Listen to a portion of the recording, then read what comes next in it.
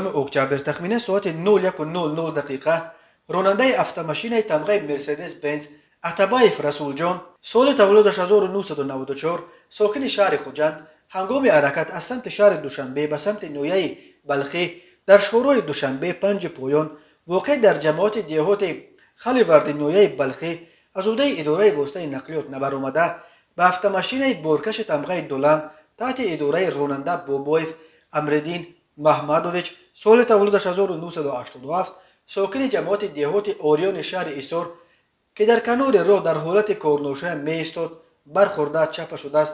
در نتیجه راننده автомашین مرسدس بنز عتبایف رسول جان جراحت وزن جسمانی برداشته در جای حادثه به هلاکت رسیده است.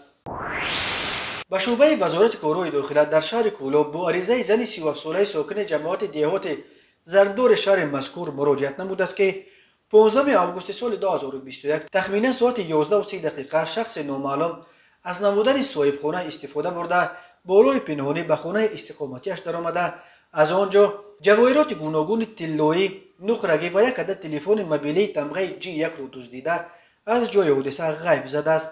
ضرری رسانیده شده 4000 سومانی را تشکیل می‌دهد. هنگام گذراندن چاره‌بینی‌های اپراتیوی جستجویی از جانب کارمندان میلیسیا جوان 18 ساله ساکن همین شهر که پیش با ماده 244 قسم 2 کودکس جنایتی جمهوری تاجیکستان سود شده است با گمان صادر نمودن جنایت دزدی دستگیر کرده شد.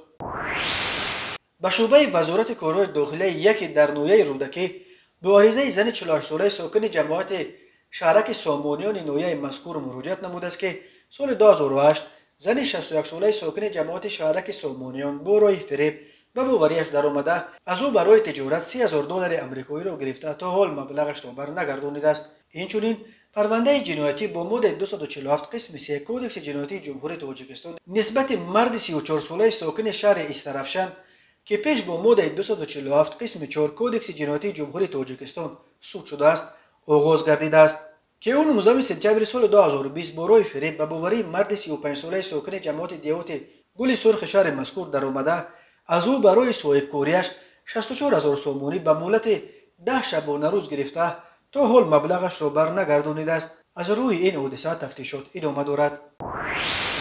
کمیته ایالت‌های فوق‌العاده تاجیکستان خبر داد که ساعت 10 صبح 19 اکتبر سال 2021 دو ساکن دیهه ویشخر و جماعت دیهات راوند نویه ونج ولایت مختار کوهستان بدخشان به حمله خرس روبرو شده و شدیداً زخمی گشتند. این دو نفر که یکی 14 ساله و دومی 48 سال داشت صبح برمحل برای جمع‌آوری هیزم به کوه رفته بودند. هنگام جمع‌آوری هیزم در جنگل دیهه غمست ناگهان یک خرس به آنها حمله کرده است. هر دو زخم برداشتند. زخم یکی سبک و دومی وزنین گزارش شده است. خوشبختانه ساکنان سر وقت به کمکشان رسیدند و به بیمارخانه انتقال دادند. در عین زمان وضع سلامتی هر دو معتدل است و دکتران میگویند به آنها خطری تهدید نمی‌کند. معمولاً تیرماه فصل است که خرس‌ها فعال می‌شوند. سبب این آن است که در بیش از آن میوه درختان پخته می‌رسند و این باعث مهاجرت موسمی خرس‌ها می‌شود.